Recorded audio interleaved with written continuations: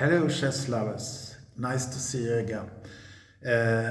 In this clip I will go through what I told in the last clip about the Budapest Gambit, but now I'm talking about the main gambit, which is called the Budapest Gambit, and it's one of the fascinating gambits there are, and I will talk quite a lot about it now and show some variations in it.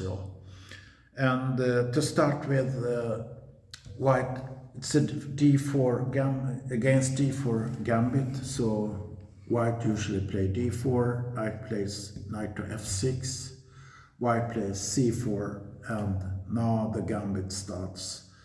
You play e5, and this is a gambit because you give away a pawn, and in the clip before I talked about the Budapest Gambit, which was knight to e4, but the main gambit is the Budapest Gambit, which is going to g4.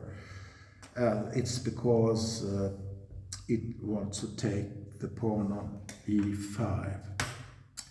And here it separates in different parts.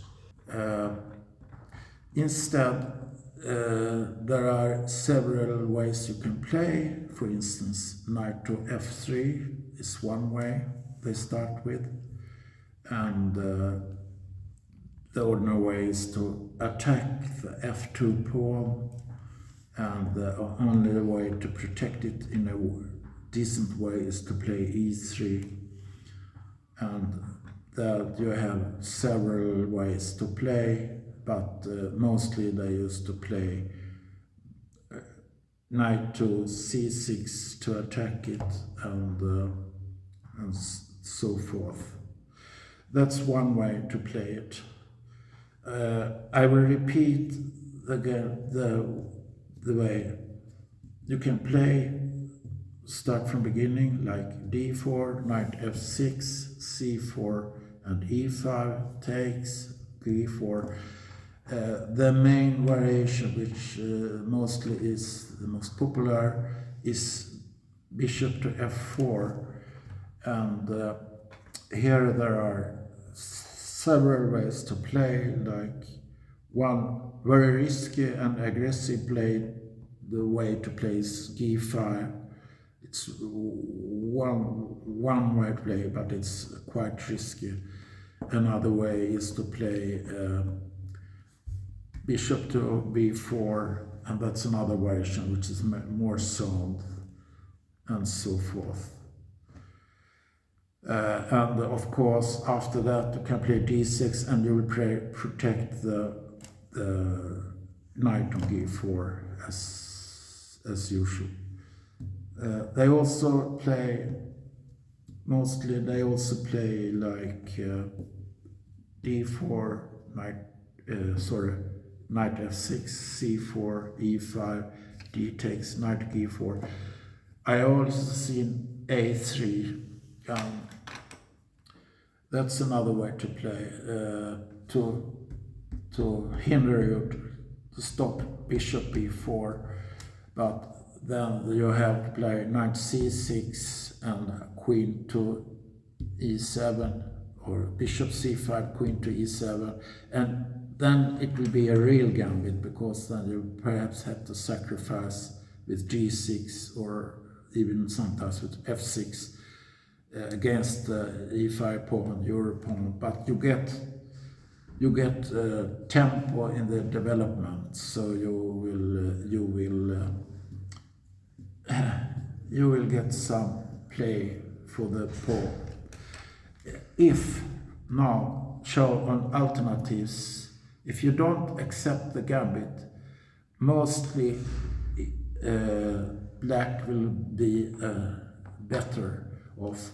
For instance, if you want to play like white in a safe way, if you are not, if you don't feel what you said, secure about to take the pawn, which is a way to get advantage against this gambit.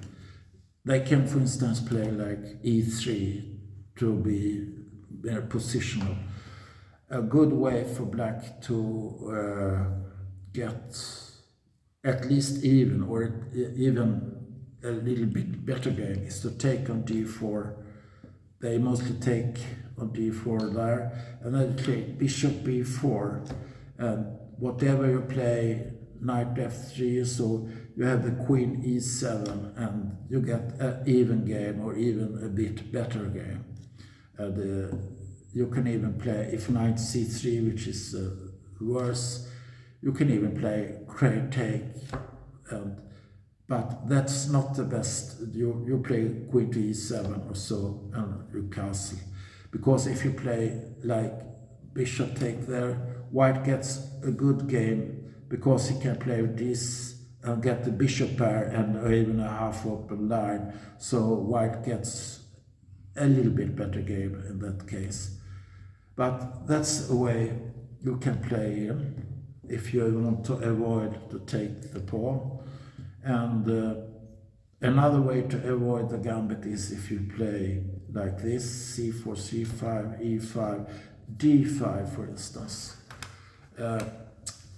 It's no use to play bishop f5 here, because after e3 you lose the tempo if you take b4, because this wedge of pawns makes that this bishop gets not so much worth, even if it stays there. It's out of play anyway.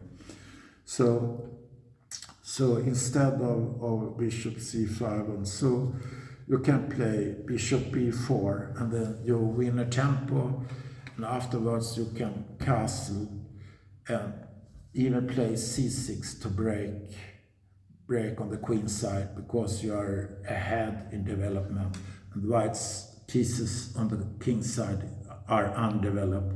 So you have at least an even game over there. And that's the way they try to avoid. And if you play another way to avoid like this and e5, if you play this, I've seen some player play this, you just play this, and if they try to get this, you can play c6, and even if they play c3, you play d5, and you get a good position where are at least equal or a little bit better, because you have more space and you have the center, for instance. And that's the way if you want to, if they avoid. And you can also, against c4, e5, if they play knight c3, which is another way, try to avoid, you just take here, they have to take with the queen, and knight c6, and you win a tempo all the way, even if they check, bishop ec, I mean, you get an even game. And in the end, when you get a tempo, you play d7, d5, and you get out the bishop and all this with tempo. Even if they go there, you can even play d5 and get a good play indeed. All this you can see. I've been looking a bit about the Budapest Gambit in a media called Chessable, and there is a course about 14 hours about the Budapest Gambit, and if you are interested in this gambit, which is very exciting indeed, and also very playable, I will recommend you to take a look there, for instance. And then we have some very good grandmasters who played the Budapest Gambit, and my friend here, Thomas Engqvist, will then show you a game about the Budapest Gambit from beginning, where Rubinstein got lost against Widmar in 25 moves 1908, and that's a very fascinating game.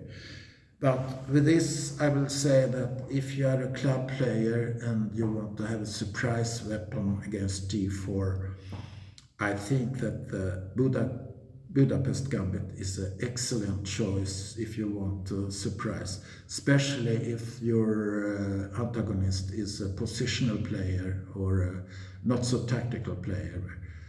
That this could be a very good surprise weapon, and I can recommend it in the arsenal as a surprise weapon.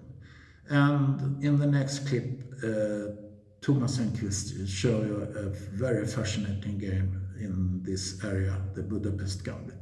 So thank you for this time. I will come back to you soon. Bye bye.